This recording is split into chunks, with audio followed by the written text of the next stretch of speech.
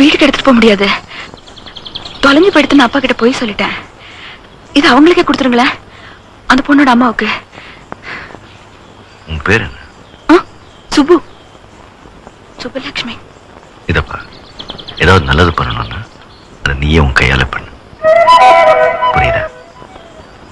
சுந்தரி கண்ணால் ஒரு சேரி சொல்லடி இந்நாள் நல்ல தேதி. என்னையே தந்தேன் உனக்காக, ஜன்மமே கொண்டேன் அதற்காக. நான் உன்னை நீங்க மாட்டேன், நீங்கினால் தூங்க மாட்டேன். சேர்ந்ததே நம் ஜீவனே சுந்தரி.